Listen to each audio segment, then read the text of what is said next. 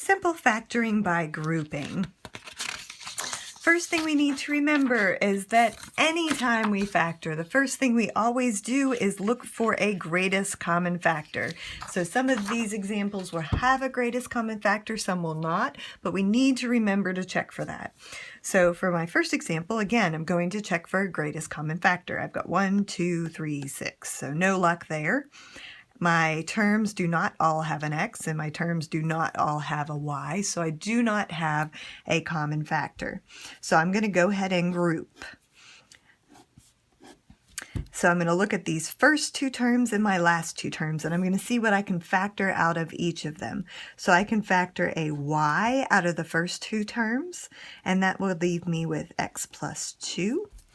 And out of the second two terms, and mind you, I'm kind of looking for an x plus 2 now, and it looks good because I can factor a 3 out, and that will give me an x plus 2.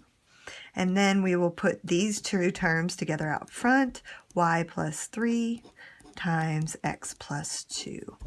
And remember, it's very important, this is my factored answer, but I can always work this backwards to make sure that I have done this correctly. I should not be losing points on this type of problem. So let's do that real quick.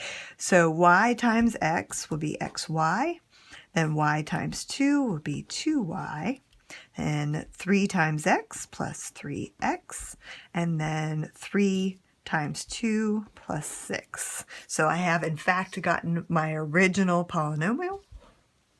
So I know I'm good.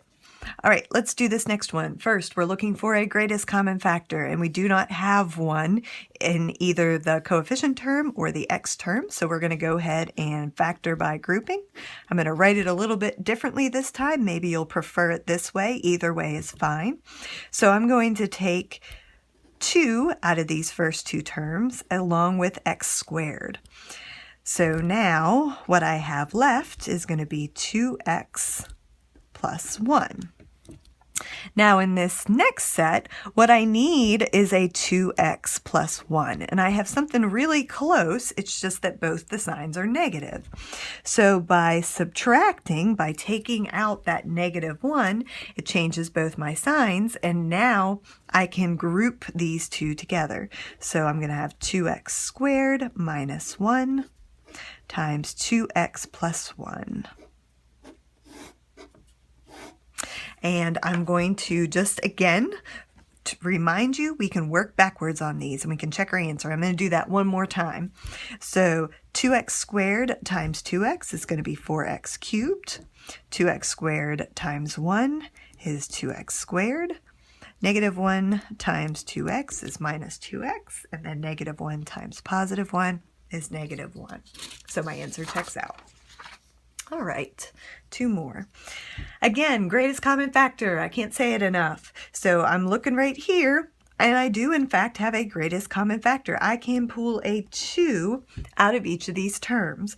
So I'm going to pull a 2 out, which means I have 12x cubed minus 3x squared plus 4x minus 1. All right. Now I'm going to factor by grouping. So I still have my 2 out front. 12 and 3, I can pull out a 3. And then x cubed and x squared, I can pull out an x squared. So I have 4x left here, minus 1. Here I have 4x minus 1. So I'm going to go ahead and pull out that plus 1. So plus 1, 4x minus 1. All right. So now put this term and this plus 1 together. So 3x squared plus 1, 4x minus 1. And again, you can work that backwards. I'm going to save some time right now and not do that, but I do highly suggest you do that on quizzes and tests. All right, now this one. Do I have a GCF? Do I have a greatest common factor? No, not for this one. So I'm going to go ahead and group. So in this first set, I don't have anything that's going to work here. And in this second set, don't have anything that's going to work here. So I'm going to need to rearrange my terms. So I'm going to put 2x squared minus ax squared. And then I'm going to move this over here, so minus 2y plus ay. Now I have something that I can group. So it's always important, if it's not looking like something that you can factor by grouping, consider moving your terms around. So in my first group here, I can pull out an x squared, and that will leave me with 2 minus a. And then in my second term here, I can pull out a y. So negative y, because I want this 2 to be positive, and then minus a. And when I put these terms together, and I am going to work this one backwards just because I know it's a little bit confusing and I want us to go ahead and check our answer. So here's my factored terms. Let's go ahead and work it backwards. So I'm going to FOIL this back out.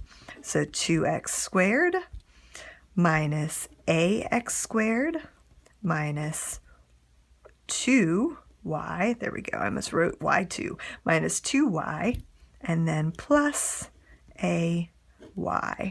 So if we look up here, we've got our 2x squared minus ax squared minus 2y plus ay.